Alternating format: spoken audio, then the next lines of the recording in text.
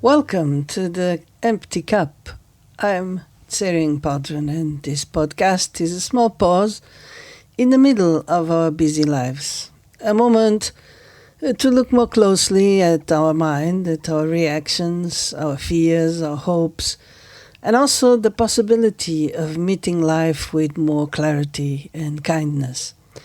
And these reflections are not about having the right answers. There is no right or wrong here. They're just invitations to slow down, to question the things we assume, and perhaps be more open to the simplicity of the moment. So wherever you are, just take a breath, hold your empty cup, and let us pour some tea for thought.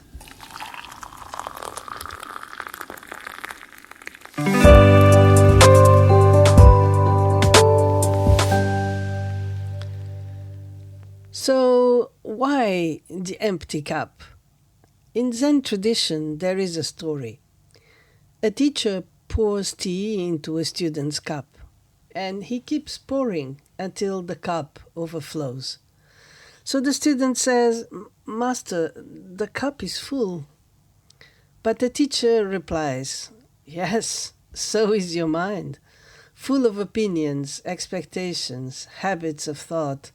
So, like this cup, nothing new can enter."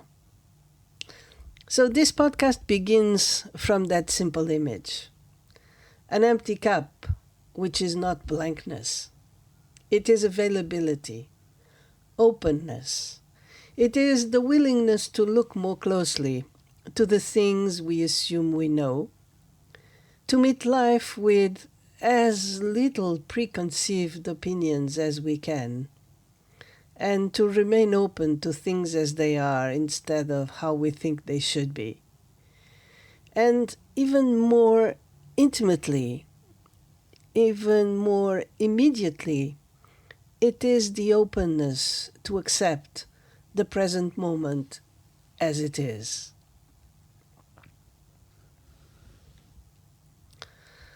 Lately, I have found myself bringing me back with the simple phrase, "This is it." Not, "This is it," as a victory cry, as if I had finally arrived somewhere special. But also not, "This is it," with disappointment, as if life had turned out to be less than promised. But just a very simple recognition, this is it, this moment, exactly as it is, with no hidden expectation, no better scene waiting somewhere else, just this. And I know it sounds almost too simple, yet most of our lives are spent somewhere else entirely. We are never here. We are almost always leaning forward, hoping for the next weekend, the next relationship, the next project, or anticipating the next threat, the next problem.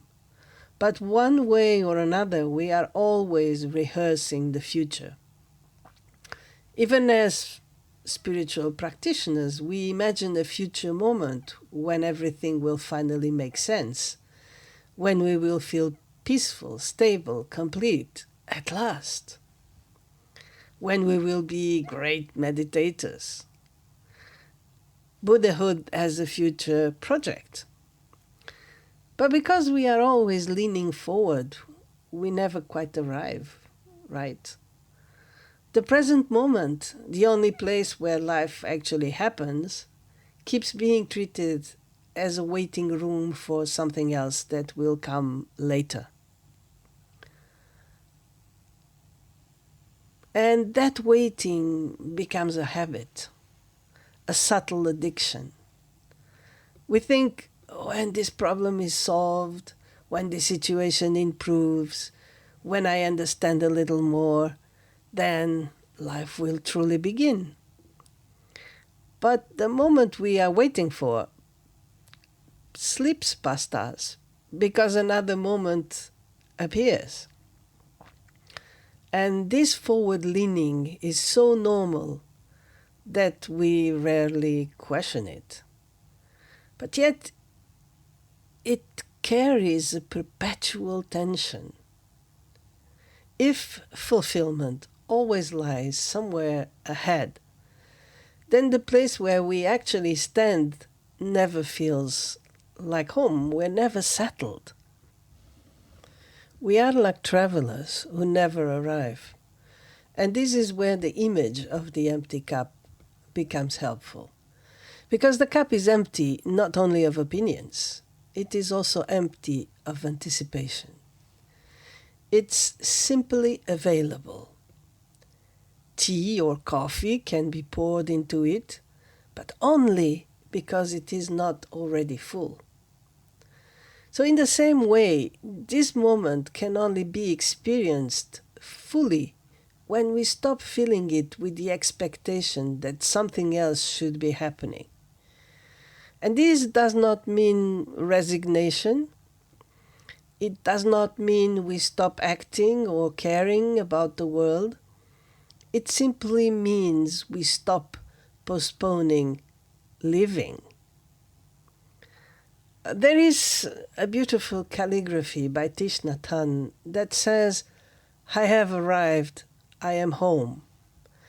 And for a long time, I imagined those words described as a kind of final realization, something one attains after a long journey. But perhaps they also point to something much simpler. Perhaps they mean exactly this. This is it. This moment, whatever it contains, is already the place where life is unfolding. But of course, because of habits, our minds resist this idea. We immediately think, but what about improvement? What about growth? What about the future? Can I still make plans? Of course, the future will come. But the future will never arrive as the future. It will arrive as the present moment again, always. So the real question is not how to reach a perfect future. The real question is whether we are able to inhabit the moment in which we are already standing. And that requires something very simple and very difficult, as simple things are, an empty cup. Because the mind is rarely empty. It is also full of comparisons. This moment should be better than the last one. Last year's spring was sunnier. My meditation is better than before. The mind constantly measures. And measurement subtly removes us from the immediacy of experience.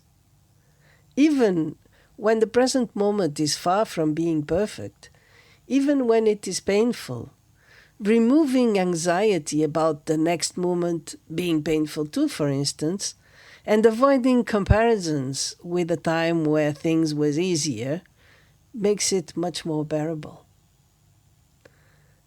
We aren't already dreading the next moment, but simply inhabiting this one. Sometimes something interrupts this habit. Sometimes it's a quiet moment in nature, a deeper meditation, a profound shock. Sometimes it's grief, or simply a sudden pause. And for a brief instant, the usual narrative stops. And in that pause, something can appear. A sudden realization that nothing is missing from this moment. Not because it's perfect, not because it couldn't be better, but because it's what it is. It's what it's here. The breath is moving. The body is here. Sounds are appearing and disappearing. Life is unfolding. And for this brief moment, we are not leaning toward the next thing. We are simply here.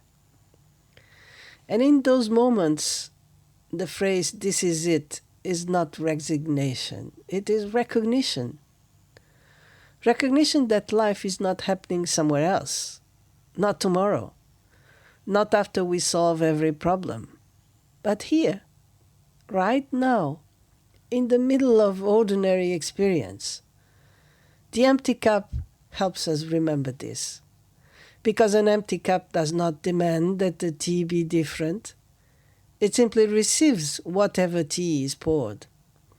And strangely enough, when we stop insisting that the moment fulfill our expectations, something softens.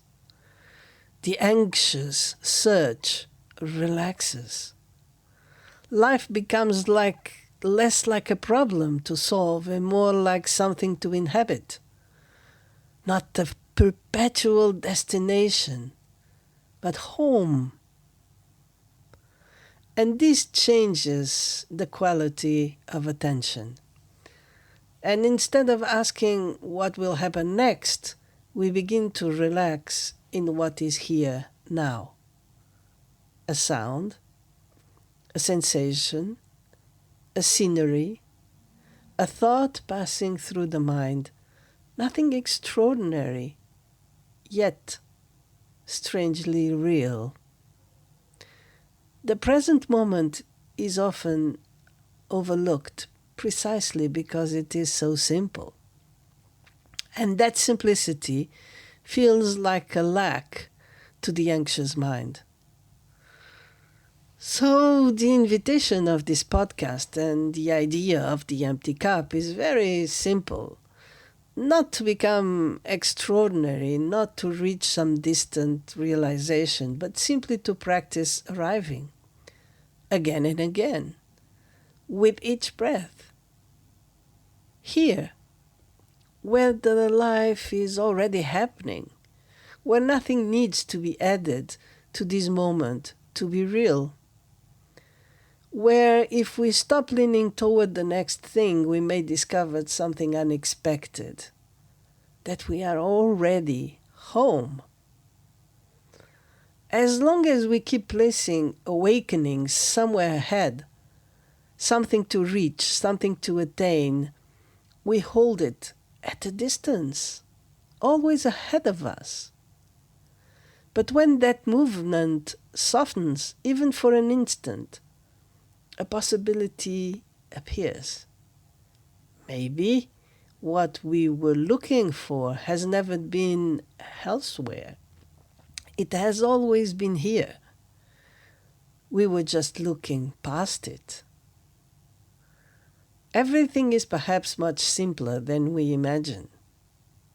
We just have to keep reminding ourselves, moment after moment, that this is it. And this is it, my friends. That's today's tea. If you made it this far, thank you for listening. And until next time, keep the cup empty and the heart open.